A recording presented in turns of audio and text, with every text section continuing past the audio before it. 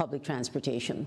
Metro Manila mayors are set to meet tomorrow to discuss the possibility of the region easing to alert level 1.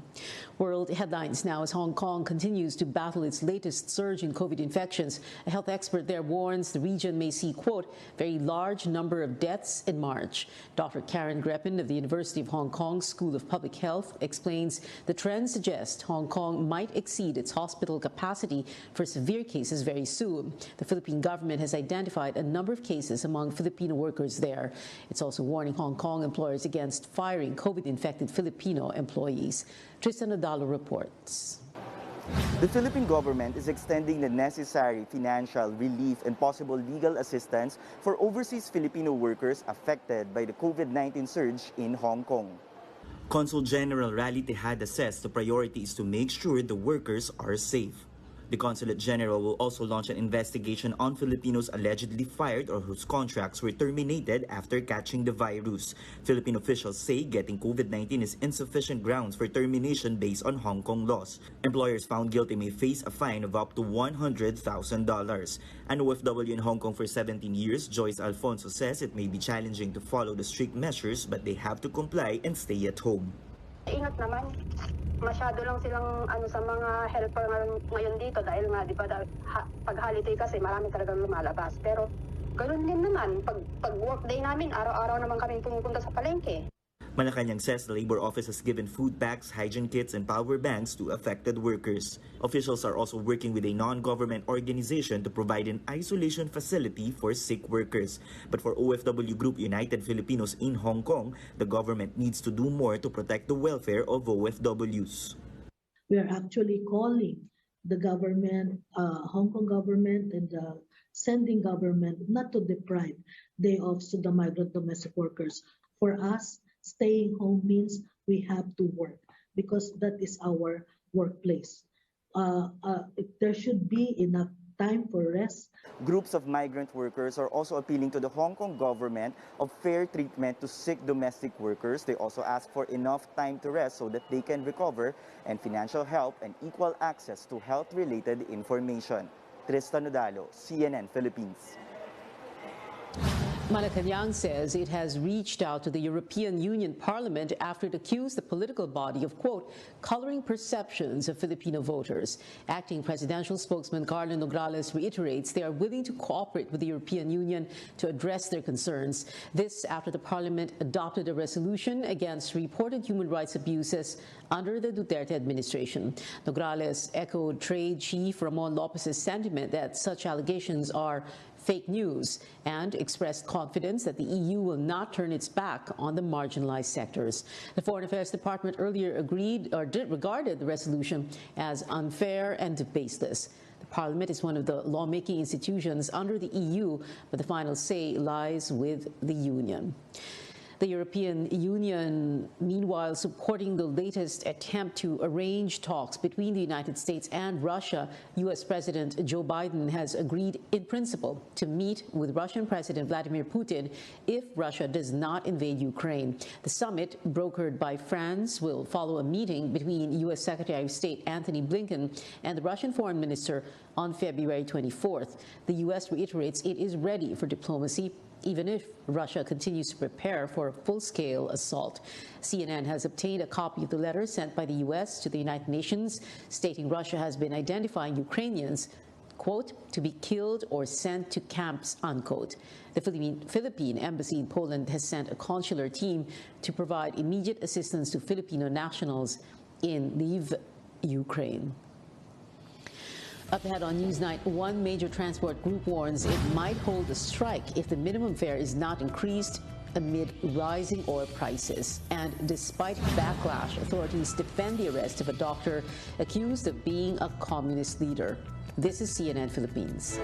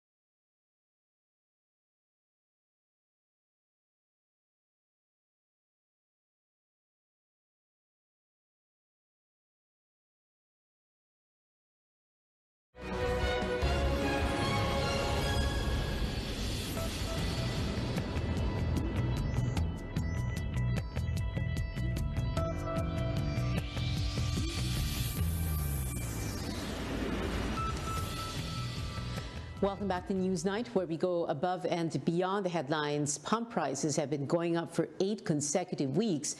And as Amor Santos reports, a group may be forced to stage a transport strike if the government doesn't heed its call for a fare increase. Wala na kami may kita namin dahil napupunta lang talaga sa krudo. Tsaga-tsaga na lang para lang mabiling bigas. Kung hindi tatasan ang diesel, kahit di magtaas ng pamasahe. These jeepney drivers are calling for a fare increase as the rise in fuel prices continues unabated. The LTFRB held a dialogue with some transport groups last week.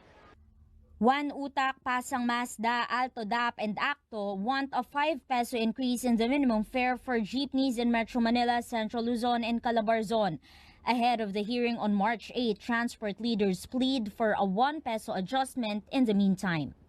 I-grant yun na yung 10 piso sapagkat napakabigat na ng halaga ng diesel ngayon. But the group Liga ng Transportasyon at Operators sa Pilipinas or LTOP says the government has not paid attention to an earlier petition they filed in October. It seeks a provisional 2 peso fare increase due to the impact of COVID-19, inflation, and the high fuel prices. LTOP warns they might be forced to stage a transport strike, where thousands of jeepney and UV Express drivers will protest not just the pending petition, but also the policies plaguing the transport sector. Ako po ay hindi ho nananakot. Ayaw namin po yun dahil gusto namin sa lamesa kami mag-usap kung kami ay bigyan nila ng importansya. Laglag na po kami. Dahil sa taas ng krudo, gasolina, langis, pamalingki, lahat po.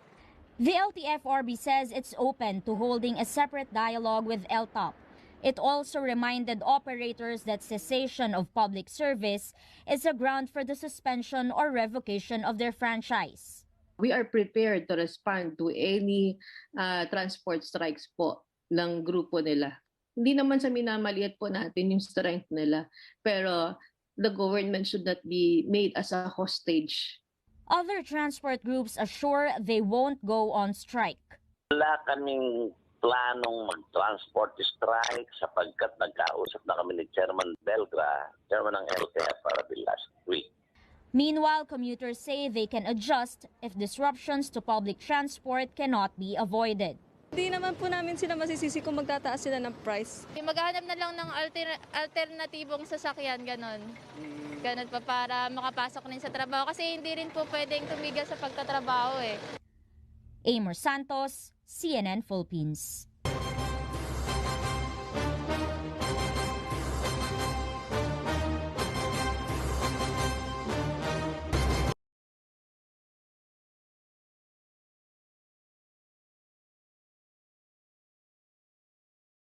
IATF's guidelines. The use of face shields is voluntary except in hospitals and areas under alert level 4 or higher. The face mask mandate remains, as well as 1 meter physical distancing and other minimum health protocols. Voters are also required to go through a temperature check before entry. Those found to have body temperatures higher than 37.5 degrees Celsius will be led to an isolation polling place as a precaution against COVID-19. Marshals will be on standby while regular disinfection of shared marking pens and waiting areas will be carried out. The country's largest labor group backs the tandem of former Senator Bongbong Marcos and Davao City Mayor Sara Duterte. The Trade Union Congress of the Philippines says the choice to support Marcos and Duterte was a majority decision of workers across the country based on a series of online and face-to-face consultations that began late last year. Vice President Leni Robredo gets the endorsement of former senators and government officials. Former Senators Rodolfo Biazon, Ramon Magsaysay Jr., Sergio Osmeña III, and Wigberto Tañada were among those who signed a joint statement in support of Robredo. They say Robredo has demonstrated the qualities needed in the country's next top leader in the 6 years of her vice presidency, such as being action-oriented, inclusive, and decisive. Two of the former senators who signed the statement previously expressed support for different candidates. Last year, Biazon said Senator Ping Lacson can solve the country's problems, while Osmeña said he would help Manila Mayor Isko Moreno with his campaign. Senator Manny Pacquiao is against a proposal to ban sari-sari stores from selling over-the-counter drugs. He argues not all communities have quick access to drug stores. Senator Ping Lacson and his running mate, Senate President Tito Soto, met with rice and vegetable farmers in Nueva Ecija, where they called for a review of the controversial Rice Tarification Act. Lacson and Soto had voted for the passage of the measure, which President Duterte signed in 2019. But the tandem says the law is not keeping up with its promise of lowering rice prices and fast-tracking the modernization of the agriculture sector. Isko Moreno vows to support the Bangsamoro government if he becomes president. He says he will strictly adhere to the provisions of the Bangsamoro Organic Law to achieve long-lasting peace in Mindanao. And Labor leader Leody de Guzman called for reforms to recognize housing as a right and to push for urban land reform. He says these measures are needed to stop the demolition of communities and land ownership battles with real estate developers. Now, what qualities are you looking for in the next president? We asked some of you. Here are your voices.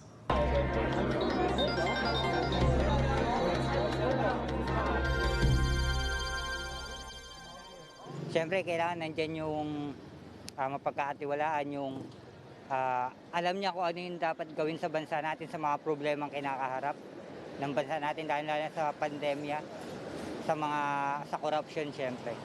Yung marunong siyang kumilala ng yung mga dapat gawin na tama sa bansa natin. Yung malinis yung track record, yung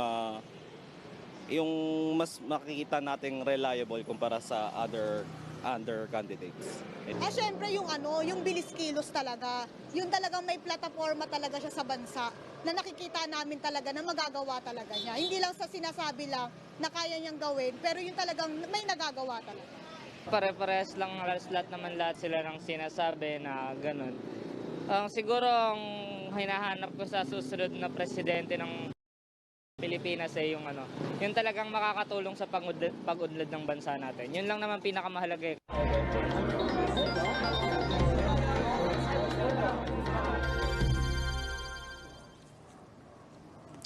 For the first time this election season, we will see almost all presidential candidates share one stage for a much-awaited in-person debate. 9 out of 10 candidates are joining the CNN Philippines presidential debate on February 27, Sunday, at the University of Santo Tomas in Manila.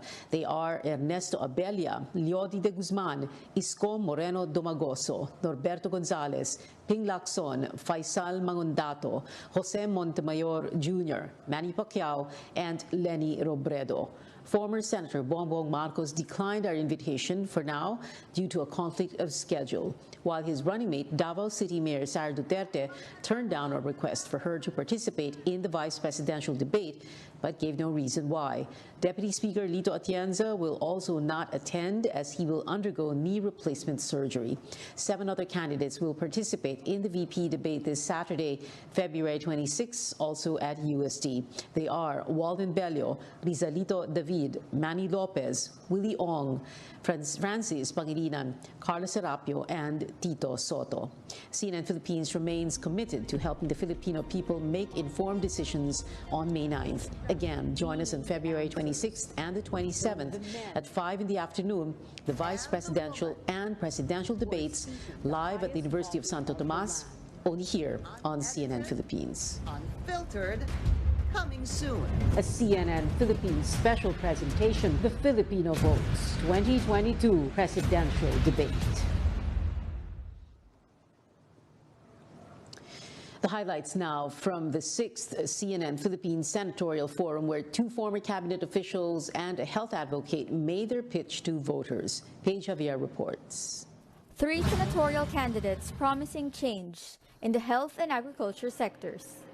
Former Agrarian Reform Secretary John Castriciones, health advocate Dr. Mingita Padilla, and former Agriculture Secretary Manny Piñol. Castriciones and Piñol want to amend laws related to their former departments. This is one of the urgent measures that I will present to the Senate to call for the amendment of the rice tarification law. The comprehensive agrarian reform program is really flawed.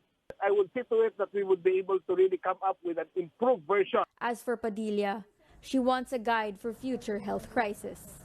I want a pandemic preparedness act so that we don't have to go through all of this again. We have to plan for the next pandemic. One measure that's close to becoming a law is the SIM card registration bill. Castriciones and Padilla want tougher penalties in the bill, while Piñol believes the measure will be prone to abuse. So ako nag-aalangan ako dyan kasi kailangan nating pag-aralan ng mabuti yan. Baka gamitin ito to encroach on people's privacy. We strengthen the bill, or the law for that matter, by imposing heavier punishment for government officials or law enforcers that would have to violate the privacy of other persons. We have to make sure that the service providers are also held liable if they sell our data. The three were one in further studying the vape bill. They all want to change the provisions on lowering the age of access and disagree about the Trade Department overseeing regulation. If elected, Dr. Padilla vows to push for health reforms, while Castriciones and Piñol will prioritize agriculture and food security.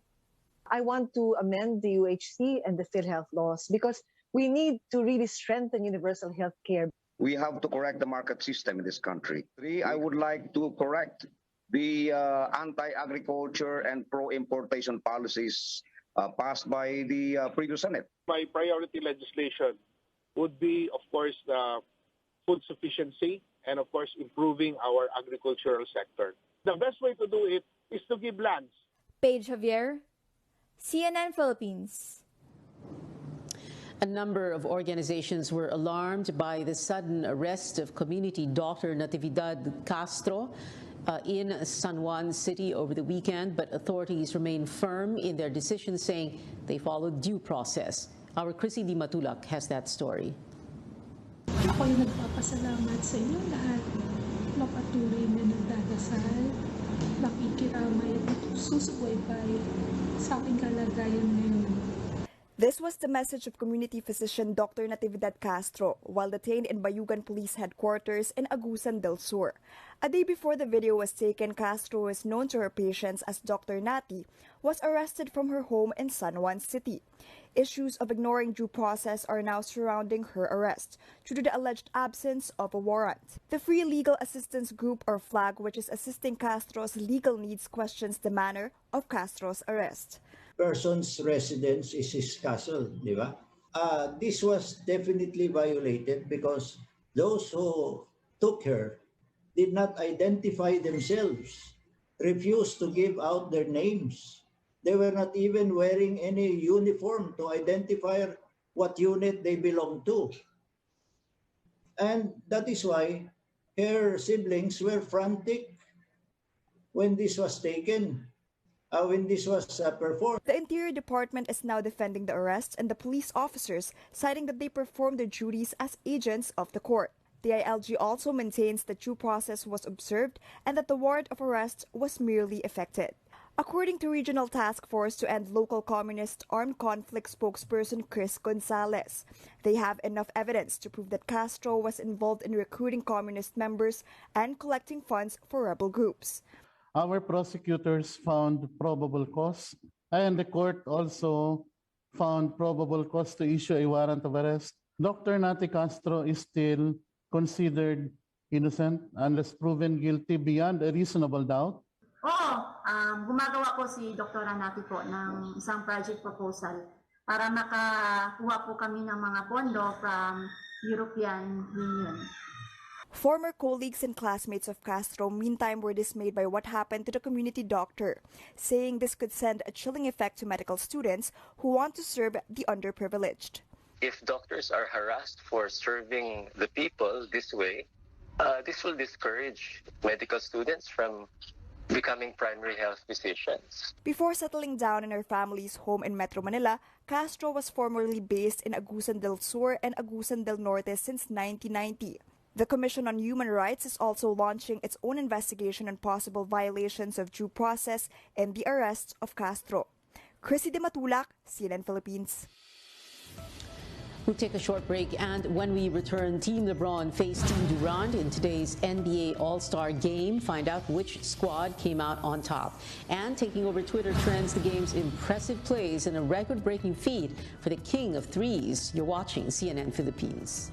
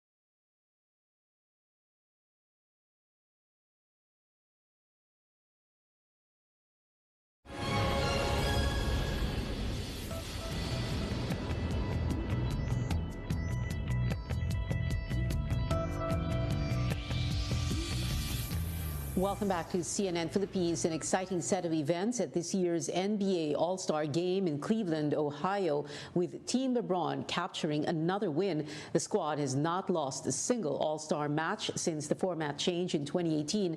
Remarkably, LeBron made the game-winning shot for a score of 163 to 160. Steph Curry had another stellar performance with a record-breaking 16 three-pointers in the game.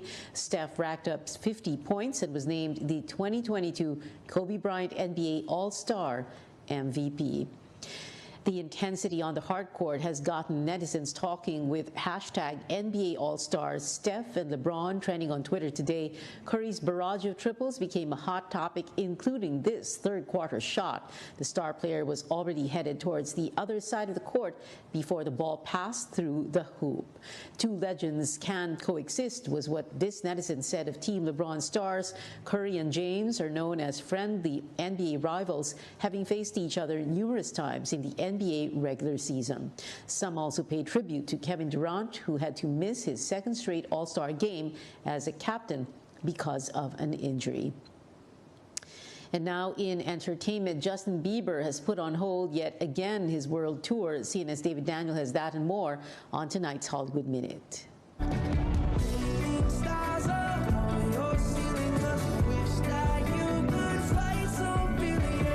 Justin Bieber's Justice World Tour is on pause after his team was hit by COVID-19. Bieber himself reportedly is among those who've tested positive.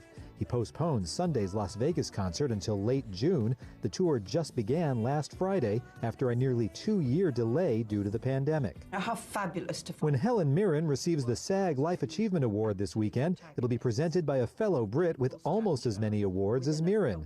Kate Winslet will do the honors at Sunday's ceremony. She's won 3 SAG awards so far, to Mirren's 5, and is up for another this year for Mayor of Easttown. The Riddler is asking for you. The Batman is getting a box office boost that even Spider-Man No Way Home did not, a Chinese release date.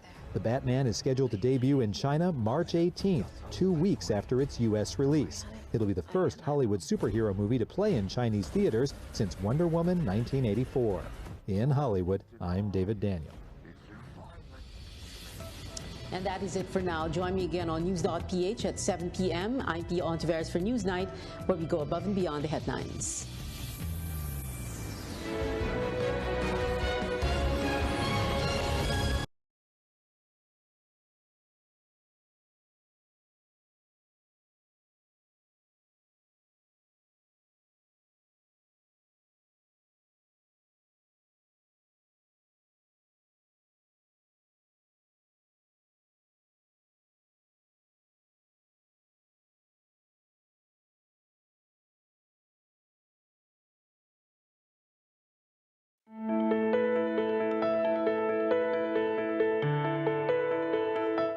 The onset of the cold Burr months and the long preparation leading to Christmas is something we all look forward to. However, it also comes with some illnesses that are common this time of year, and allergic rhinitis is one of them.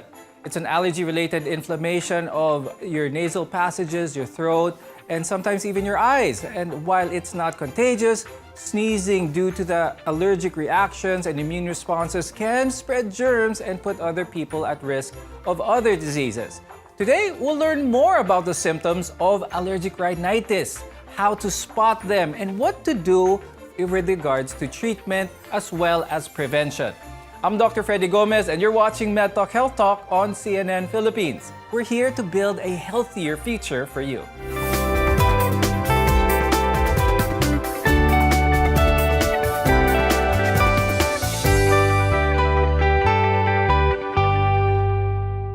Now, allergic rhinitis is triggered by allergens, and allergens can be found in so many things: pollen, mold, cockroaches, insects, particles or flakes from skin from certain animals. That's why it's very important for any individual to understand what causes this, what triggers this condition. Now let's welcome our guests. Joining us is Dr. Maria Lourdes Enicilia. She's an ENT head and neck surgeon from Medical Center Taguig and St. Luke's Medical Center. Also with us is Dr. Fatima Joanna Santos Ocampo. She's a pediatric and adult allergist from the Asian Hospital and Medical Center. Now, for those with allergic rhinitis, the symptoms may be similar to other allergic reactions. I'll start first with Dr. Mari. Can we discuss what some of the common symptoms of someone who has allergic rhinitis are? So with allergic rhinitis, rhinitis meaning nasal symptoms. So the usual nasal symptoms would be sneezing, and it's usually violent, like sunod-sunod na pagbahing. So several sneezes, one after the other. And you usually have watery nasal discharge, so yung matubig na sipon, hindi siya malapot, hindi siya makulay, it's usually very clear, and then nasal blockage. And sometimes the nose is very itchy, even the eyes. And for children, sometimes they cough also. And very classic with this, if you're talking about allergic rhinitis, is there's no fever. Whenever they find these types of symptoms, what should they think about, Dr. Mari? Should they start thinking first that this is a viral type of illness, or is it more common that this could be an allergic type of reaction? Well, for most of the patients with allergic rhinitis, you might have noticed already happening even when you were very young. So you sort of recognize it already. And again, if there's no fever or you're feeling na magkakasakit, like your body pains, joint pains, then you would think more it's allergic rhinitis. And again, if there's a pattern, and then it will just go away. But if it's the symptoms are lasting the whole day, several days, and the mucus is becoming thick, and you feel bad, or there's fever, then it might already be like a viral cold, or even a bacterial nasal problem. So then you might need to consult your doctor. When it comes to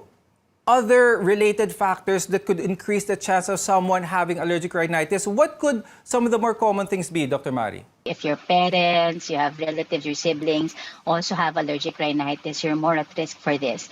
But it's also environmental that they found over the years. There's also what we call a hygiene hypothesis. So they found that those who actually were exposed to a lot of different infections, were playing outside when they were kids, they tended to have a better immune condition, and they did not have the allergic rhinitis. They did not develop it, unlike those who weren't really exposed during childhood. So that's what. And also your exposure to pollution, actually diesel fumes, they found that this can actually make you develop allergic rhinitis. So that's also a factor. Now, Dr. Fatima, when it comes to this, yung environment natin, air pollution is increasing, the smoke is increasing from vehicles, lalo na dito sa Metro Manila. Are these surefire triggers, especially for someone who has allergic rhinitis? Actually, it's a global thing. No, it's this pollution that's over the years, coming from fossil fuels and all that, has actually created, of course, what we all know is climate change. And what does it mean? Actually, that means that there is real elevation. One of the things that's concerning is that the temperature, the environmental temperatures actually increased. No? These are irritants. They're not really allergens, but they're irritants. They really affect the functioning of our airway. They make them very responsive, yung umiipit, ganyan, kaya nagkakaroon tayo ng asthma attacks, no? And the same thing happens in the upper airway. It affects the lining of the upper airways, masyadong nai-irritate. Kaya, yes, you'll have more of the sneezing, the runny nose, at saka yung congestion. Now, I'd like to ask Dr. Mari, right now, papunta na tayo sa Burr months. Marami tayong mga changes in temperature, changes in weather. I'm sure a lot of our viewers do feel some of the symptoms coming from that. Nasal congestion, some irritation. Is this allergic rhinitis? How can we explain this better to our viewers? So at this time of the year, with more moisture in the air, you can have more of the mold, more of the dust mites, and with wind, air current, sometimes the pollen, there's more pollen coming down or going around you. So yes, most patients will have more severe symptoms this time of year. Now, Dr. Joni, what are some of the complications naman that can arise with allergic rhinitis that isn't identified or isn't managed effectively? People with allergic rhinitis tend have more chances also to have asthma, by the way, allergic asthma. So I hope people would realize na if your allergic rhinitis is not controlled, it can actually trigger your asthma. So when you have asthma, you have to bear in mind na baka meron akong allergic rhinitis na hindi na-address. Okay. So that's very important. Ha? And then also other things, for example, yung pagkakaroon ng sinusitis, no? This is an inflammation of the lining of the sinuses, no? Dito sa loob ng upper airways, sa kaloob-looban. So you can have that. And that could really be very bad, more severe yung mga symptoms mo. And you can also have parang bacteria added to it. So you can have an infectious rhinitis, sinusitis tuloy, no? Meron bang certain levels ang allergic rhinitis when it comes to its severity? Meaning, are there people who have allergic rhinitis pero tinitiis lang nila kasi nakakayanan naman nila? What can you say about people who are not getting treatment even in the mild forms? You can have complications pag pinabayaan. So how do you know if you need to see a doctor? I usually say if you're having your symptoms every day or almost every day, like 4 times a week, and it's every week, and it lasts more than 1 hour. Now it's half the morning or even the whole day, and you can't even go out without you having a handkerchief or your tissue paper, and you can't play sports, you can't sleep well. So even though natitiis nyo po yun, kung ganun yung effect sa inyo, then it's something that needs to be controlled, and you have to see a doctor to avoid the complications. Up next, we'll talk more about the causes of allergic rhinitis and how you can control or prevent them. We're your connection to healthcare. You're watching MedTalk Health Talk on CNN Philippines.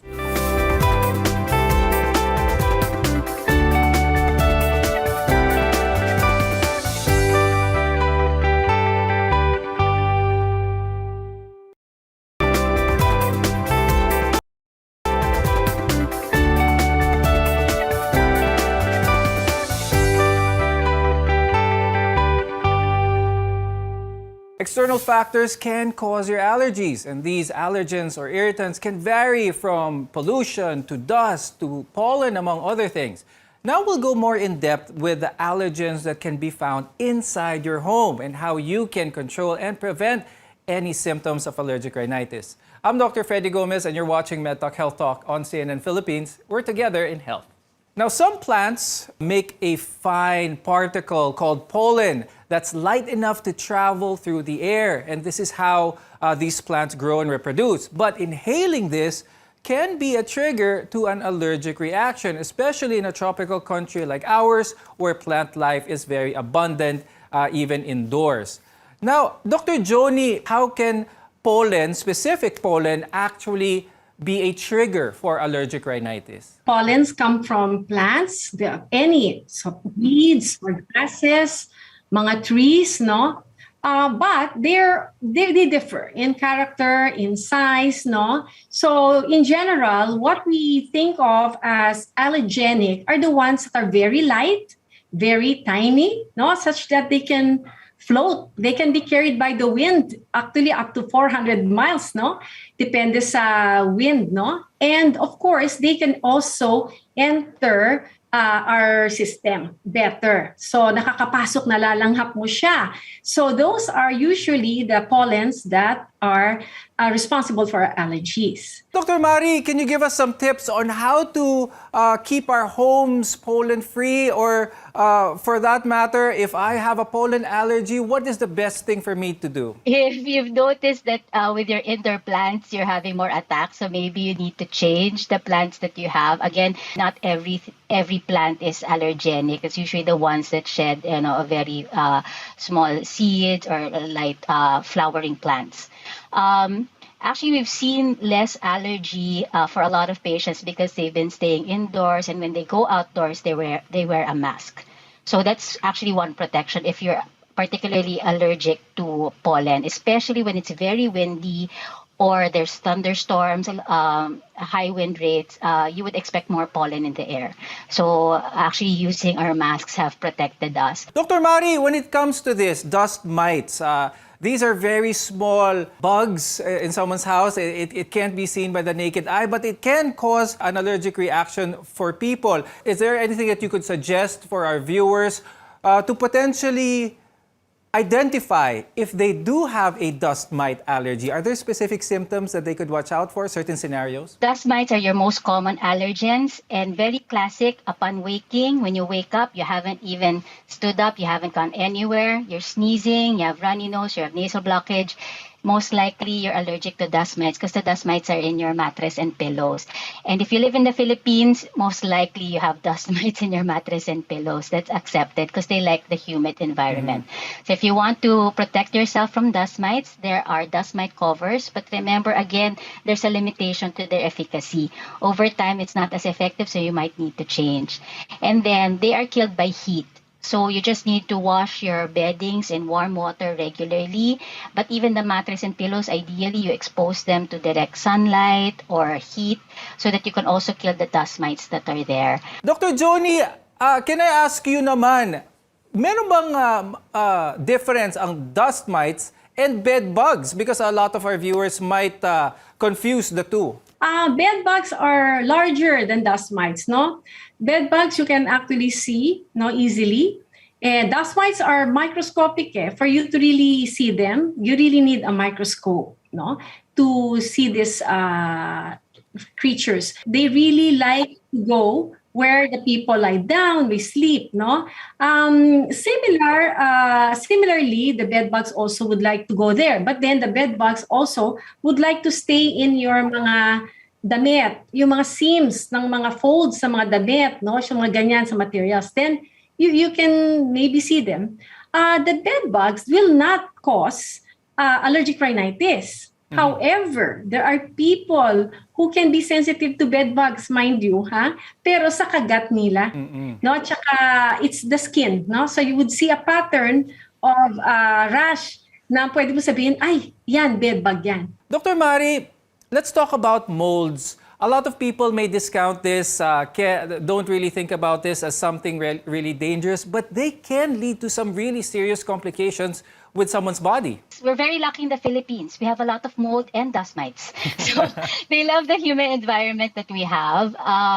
So we have to find ways also to limit our exposure to the mold because they really cause a lot of allergies. You have to remove any damp areas in your bathroom. You clean, you wipe down.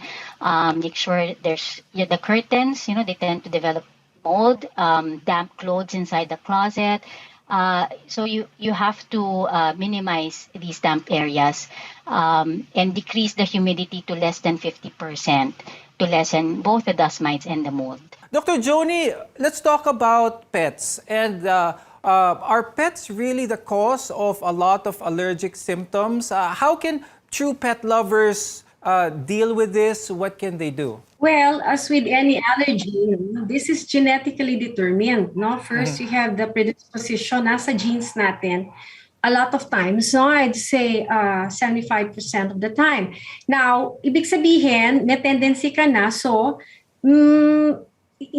baka hindi mo maiwasan yon dahil meron yung nanay at tatay mo no, na ipasa sa'yo. So, however, may mga studies rin naman that show that there are some parang tendencies na baka less ang expression ng allergy na yon kapag na-expose ka early in life. Now, if you have an allergy, established allergy already, so ang key pa rin natin is to prevent exposure. So, kung talagang hindi mo mailalayo or hindi mo pamimigay yung pet dog or cat, siguro at the very least, nasa iba silang room or outdoors kung pwede ang sitwasyon. No? Now this time of year, allergic rhinitis is so common. When we return, we'll talk about how to treat allergic rhinitis. Your health is our mission. This is MedTalk Health Talk on CNN Philippines.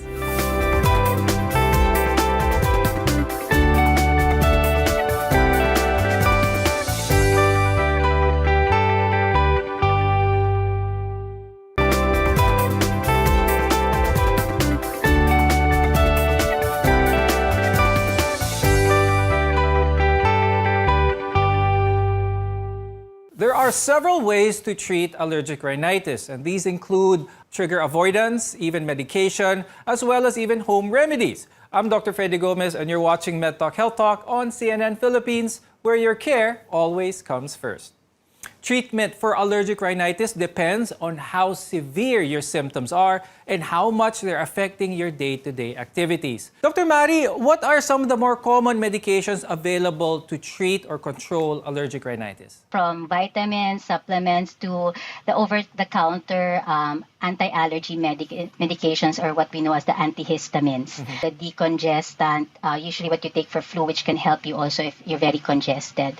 But, I have nothing against this if you want to try it once in a while for your allergic rhinitis.